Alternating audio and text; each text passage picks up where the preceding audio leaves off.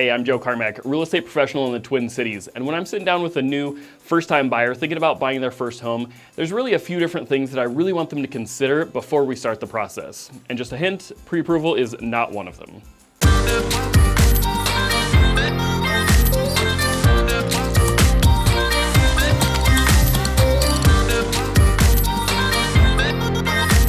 This video is going to be short and sweet, and there's really three things that I want you to consider. Stability, risk, and cash flow are going to be the three that we'll talk about. And I've saved the best for last, so make sure you hang in there with me and subscribe while you're there. First, let's talk about stability. And really, age is kind of irrelevant to this conversation, but stability, as I'm going to define it, is how confident you are that you're going to be in this place of life for the next several years and you won't regret buying a home. While nobody really knows what their future holds for certain, a person that lives in the city that they absolutely love, who is at a job that they absolutely love, that pays great, that's at a company that's very stable and they're not worried about layoffs or anything like that, someone who's got their debts under control and they're currently either paid off or they're able to aggressively be paying those off at a pace that they're comfortable with, and somebody who's got a lot of cash in the bank, for example. That would be a great example of somebody who's got a really stable life situation that they're in, and they're likely ready to buy a home. On the flip side, somebody who maybe is still in college or they're living in a city that they don't see themselves living in for very long, maybe they've landed their first job, but it's not something they love and they could see themselves doing for very long, or they do enjoy it, but it doesn't really have an income that's going to support paying a mortgage that they're comfortable with. Perhaps that income isn't allowing them to pay off their debt very quickly, and they're just kind of barely getting by.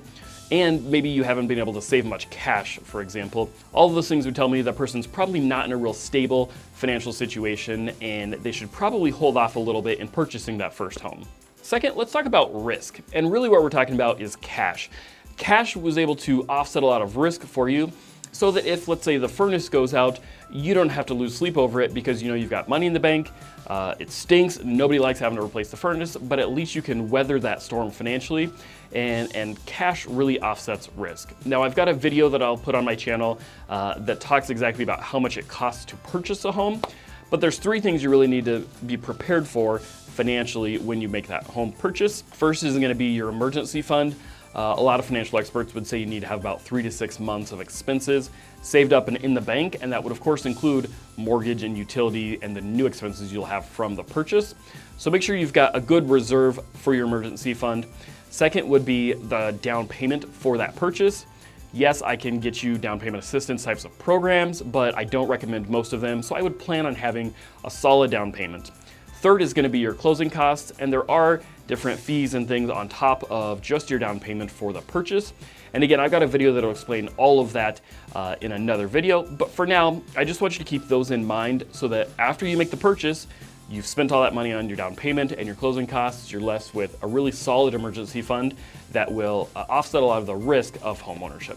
Finally, let's talk about cash flow. Now, this is obviously very closely related to the previous 2 points, but your cash flow is, let's say you do use some of that emergency fund because your car's transmission goes out, for example.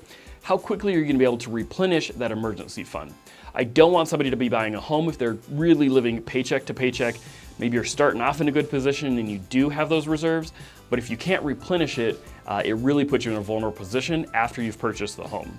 We don't want smaller repairs that come with home ownership to just cripple your financial situation. So making sure that you've got a budget is a great idea. Even if you didn't have one before, it's totally okay. And now would be a great time to get one.